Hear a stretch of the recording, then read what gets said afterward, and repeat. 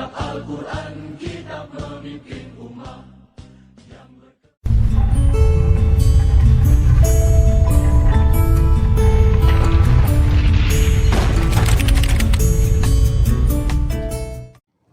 Bismillahirrahmanirrahim. Assalamualaikum warahmatullahi ta'ala wabarakatuh. Salam kemerdekaan, salam Malaysia prihatin. Alhamdulillahirrabbilalamin. Wassalatu wassalamu ala ashrafil anbiya wal mursalin wa ala alihi wa sahbihi ajma'in. Rabbi syrah li sadri wa yassir li amri wahlul 'uqdatam min lisani yafqahu qawli. Rabbi yassir wa la tu'assir, Rabbi tammim bil khair. Pada petang ini saya ingin berkongsi 10 tips apa yang sepatutnya kita sebagai seorang warga negara Malaysia yang tercinta, sebagai anak merdeka, apa peranan dan tanggungjawab yang sepatutnya kita lakukan. Hasbi Rabbi Jallallah. Yang pertama, taat kepada ajaran agama. Nabi SAW telah bersabda, taraktu fikum amraini, aku tinggalkan kepada kamu 2 perkara. Lan tadillu, kamu tidak akan sesat selama-lamanya. Ma in tamassaktum bihima, selagi kamu berpegang teguh dengan kedua-duanya. Kitab Allah wa sunnat Nabi, itulah kitab Allah dan sunnah Nabi. Di sini menunjukkan kepada kita Al-Quran dan hadis adalah 2 sumber hukum yang wajib dipatuhi oleh kita yang beragama Islam. Dan dalam hadis yang lain Nabi menyebut, khairukum man ta'allama al-Quran wa 'allamahu. Sebaik-baik kamu ialah orang yang belajar Al-Quran dan mengajarkannya. Selagi kita berpegang teguh dengan ajaran agama, selagi itulah kita akan berusaha untuk menjaga akhlak kita dengan baik, dan kita akan sentiasa berusaha untuk tidak melakukan perkara-perkara yang dilarang oleh Allah dan juga undang-undang. Okey, tip yang kedua, sentiasa menghormati dan mentaati perintah kedua ibu bapa selama mana perintah kedua-duanya tidak bertentangan dengan perintah agama.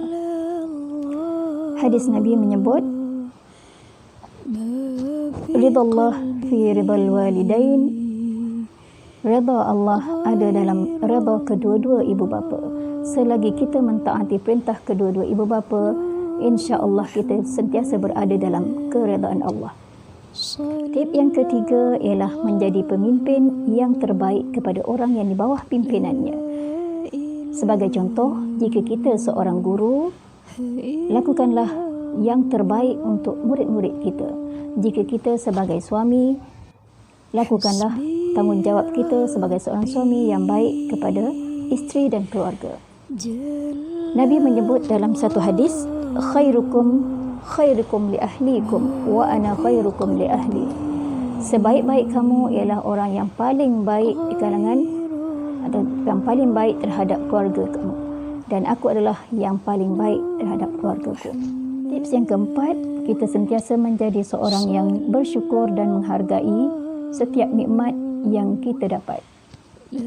Okay, Allah berfirman, la in syakartum la azidannakum. Sekiranya kamu bersyukur, aku akan tambahkan lagi nikmatku kepada kamu. Sekiranya kita ingin menghitung nikmat yang kita dapat, tentulah kita tidak akan mampu melaksanakannya. Kerana itu hargailah nikmat keamanan, nikmat kesihatan dan pelbagai nikmat yang kita dapat. Mudah-mudahan Allah akan menambahnya lagi dan menjadikan kita hamba yang bersyukur kepadanya. Tip yang kelima ialah sentiasa melakukan amalan-amalan yang baik walaupun kita rasa amalan itu terlalu kecil dan mungkin tidak dinilai oleh seseorang. Firman Allah, wa man ya'mal mithqala dzarratin khairan yarah. Sesiapa yang melakukan sesuatu amalan walaupun sebesar zarah, amalan yang baik yang dilakukan itu nescaya akan dilihat oleh Allah, akan dinilai oleh Allah, walaupun mungkin tidak dinilai oleh manusia yang lain. Jadi ayat ini menjadi motivasi kepada kita agar sentiasa melakukan perkara-perkara yang baik biarpun tidak dinilai oleh manusia yang lain.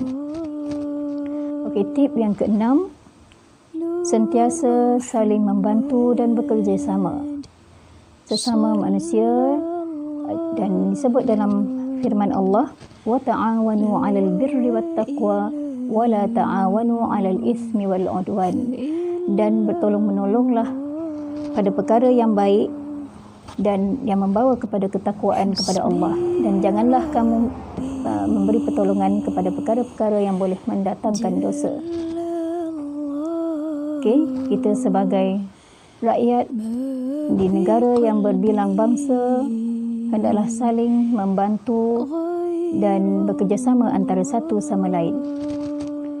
Okey, tip yang ketujuh, sentiasa berpesan-pesan kepada kebaikan dan berpesan-pesan dengan perkara-perkara yang benar, dan berpesan dengan kesabaran. Sebagaimana dalam surah Al-Asr, wa tawassaw bil haqq wa tawassaw bis sabr. Hendaklah kita sentiasa saling mengingatkan dengan perkara-perkara yang baik, perkara-perkara yang benar, dan tentunya kita hendaklah sentiasa bersabar. Tip yang ke-8, menjaga hubungan yang baik antara sesama kaum, sebagaimana disebut dalam firman Allah, waja'alnakum syu'uban wa qabaila lita'arafu, dan kami jadikan kamu berpuak-puak dan berkabilah-kabilah untuk saling mengenali antara satu sama lain. Okey, tip yang ke-9, bekerjalah untuk kehidupan di dunia ini seolah-olah kita tidak akan mati selamanya, tetapi beramallah untuk akhirat seolah-olah kita akan mati hari esoknya.